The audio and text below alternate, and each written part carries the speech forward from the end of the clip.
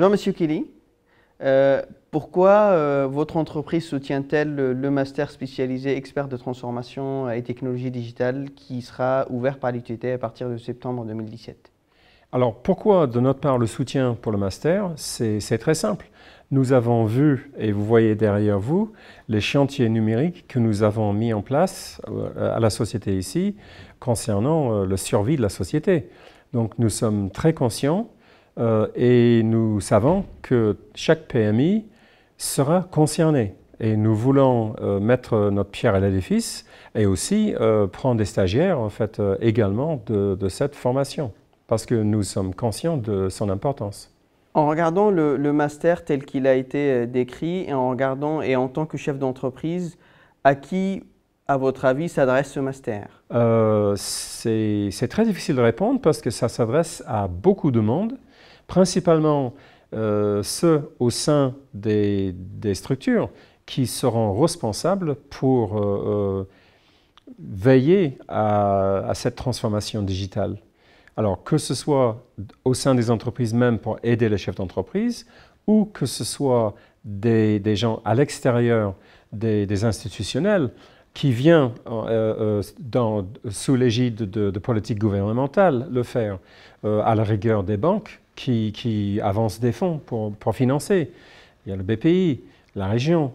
Il y a beaucoup de personnes qui seront concernées par la mise en place des chantiers de transformation digitale numérique qui vont découler obligatoirement dans les quelques années à venir.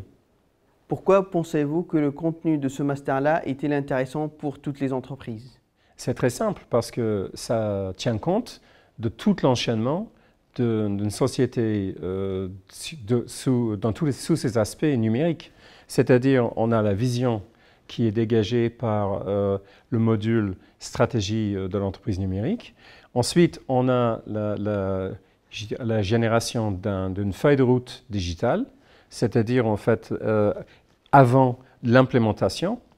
Et une fois que le business model est clair, implémentation par les plateformes et tout ça, on a l'implémentation effectivement ensuite dans tous ces aspects, logistique, supply chain, intermodal, la gestion des données, dans tous ces aspects, le risque des données, le risque des réseaux, la gestion de cloud et big data.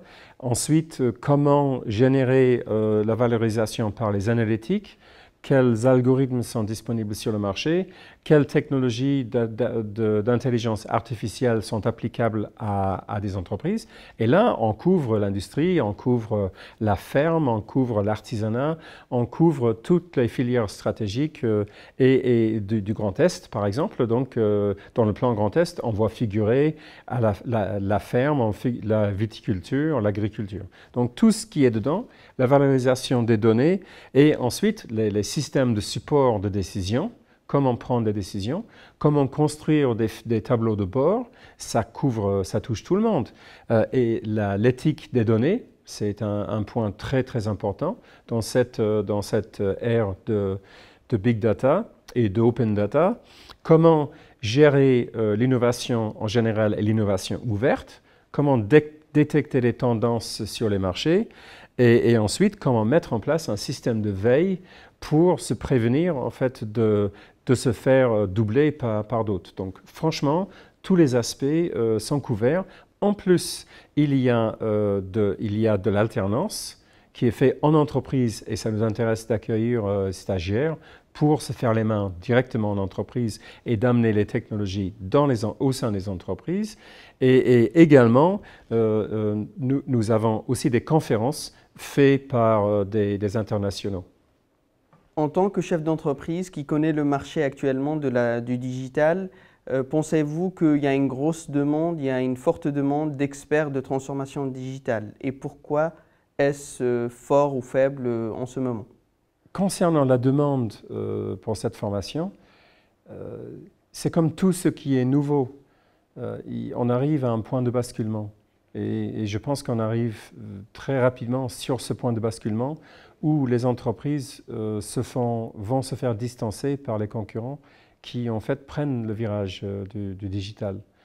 Et donc la question c'est la préparation du marché et il va y avoir une grosse demande pour ce genre de formation, pour ce genre de personnes.